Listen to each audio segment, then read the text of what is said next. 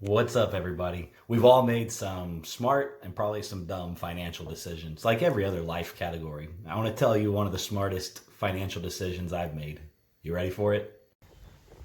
Here it is, 2004 Toyota Matrix XR.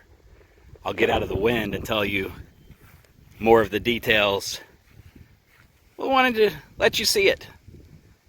Best financial decision I've made so far in my life, I would say.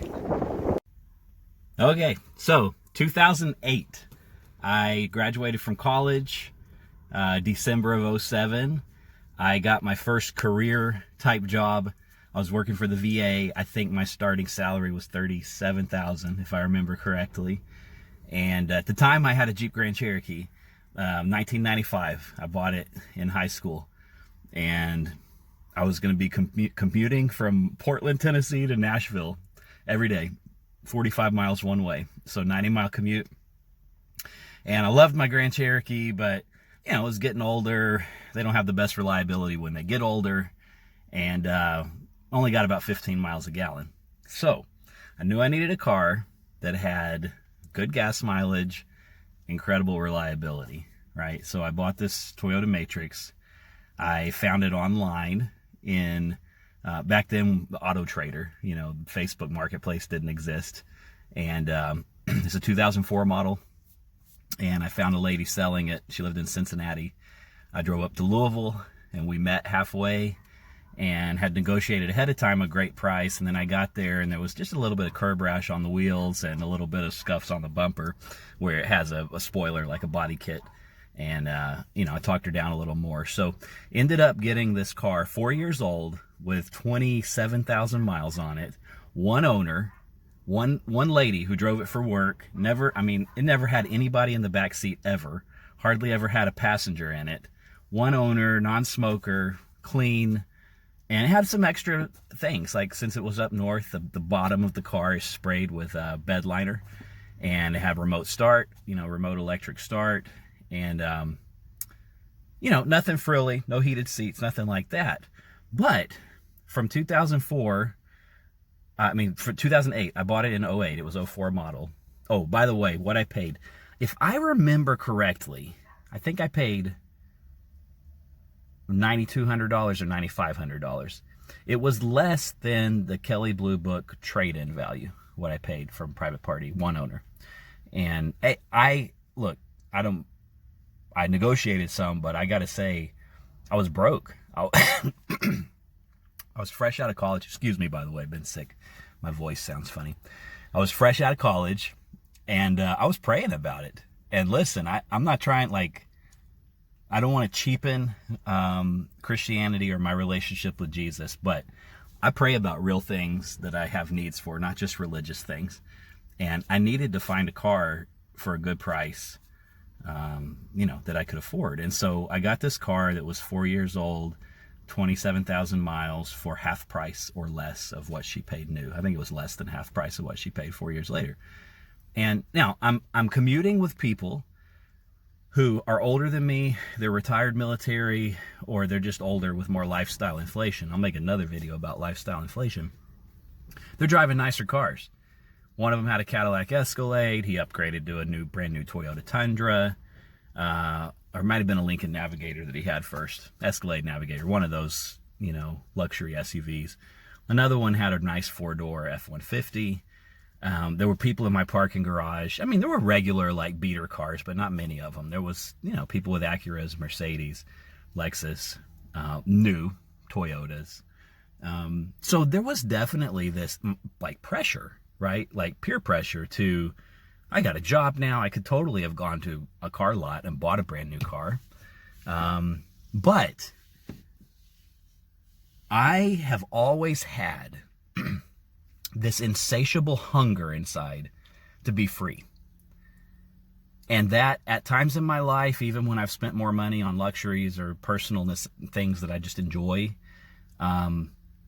that's never gone away. I have this insatiable hunger to be free. And so as my friends would upgrade and get nicer cars, year after year, as I would get promotions, when my salary was later double what I started at, and then a little more than that later, I'm still driving this car. And not only the gas mileage, the reliability, but it also has great utility. It's a hatchback, and you can fit 8-foot 2x4s in here. So when I started buying rental properties and fixing them up, man, I could throw cans of paint in the back, or, you know, drop cloths, or throw a few 2x4s or shelving in here, whatever I needed. So for me, this car, far from a status symbol, far from luxury, but I mean, it's nice compared to 50 years ago cars, right? It has air conditioning, has good headlights, had a decent ride, pretty good ride. And so the whole time, this car was my daily driver from 08 until I think 2018 or 19, I sold it to my cousin.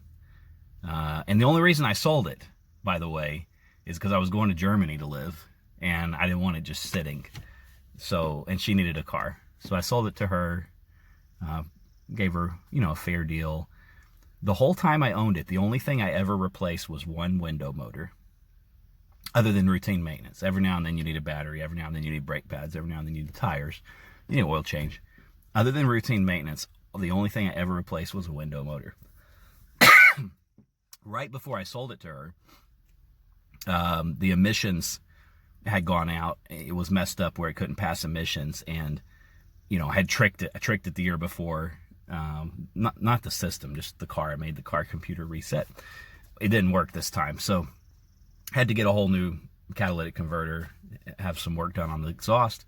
Right before I sold it to her, that was $1,700, and then I had a brand new set of tires. So the decade plus that I owned it, 2008 until 2018 or 19, one out of routine maintenance issue. Between 30 miles a gallon, 29 to 31 miles a gallon, depending on how I was driving, how fast I was driving.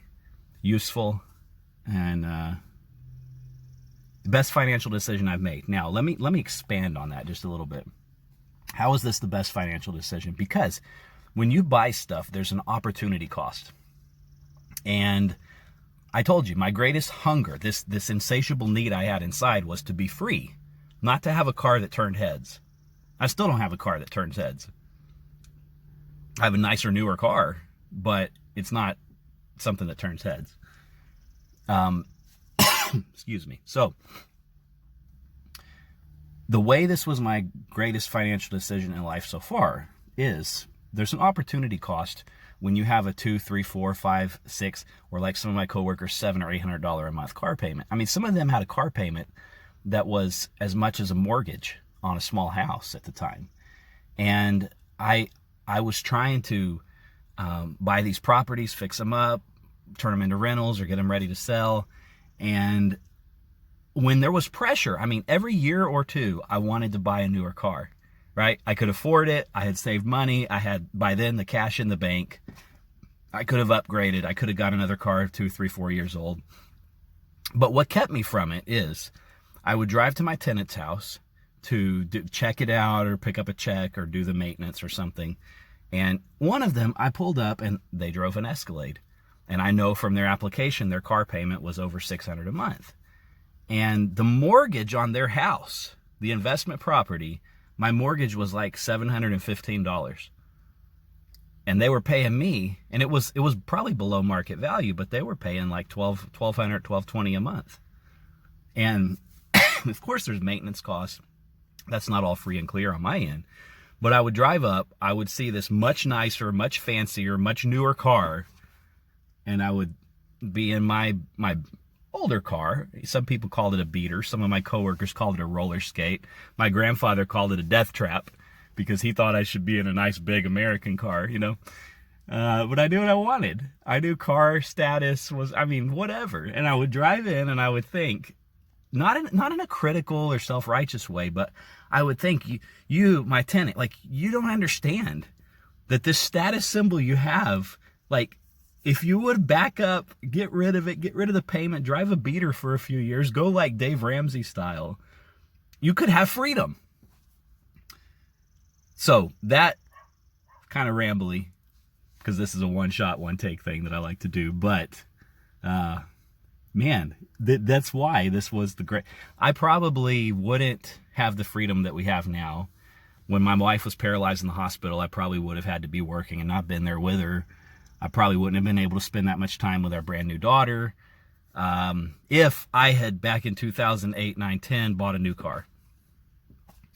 It changed the trajectory of our financial future, period. And this car, by the way, my cousin still loves it. She still drives it. Nothing wrong with it. So that's a little bit about how this was one of the best financial decisions I've made. And by the way, I might make a separate video sometime about the true cost of car ownership, like gas, whether you have good gas mileage, the actual fuel cost, you could drive a better, fancier car that needs premium fuel, that high performance car, you need premium, you got to pay more. Some European import, you got to pay more for it to be worked on. Some bigger American car, it just is going to break more often. You got to pay more. So you got to think about all these things. And then the opportunity cost. So right now I could go buy a brand new car. But what could I do with the money that I would have spent on that brand new car at this point, and when I want to upgrade? And I'm not saying never buy a new car. That's not the point. The point is you have to think about let me sum all this up saying this. Money is a tool. What do I want this tool to do? Like, how does this tool need to be used in order to get me what it is that I'm striving toward? For me, money, the greatest thing that money is a tool to build freedom. Not to look good, not to feel comfortable, not to impress people. To build freedom. So figure out what you want your money to do, and then make decisions that align with that goal of what you want your money to do. Make sure the decisions you're making are in line with how you want your money to serve you as a tool. Don't be a slave to it. Hope that's fun. Hope it's interesting. Let me know what else you want to hear about. Take care.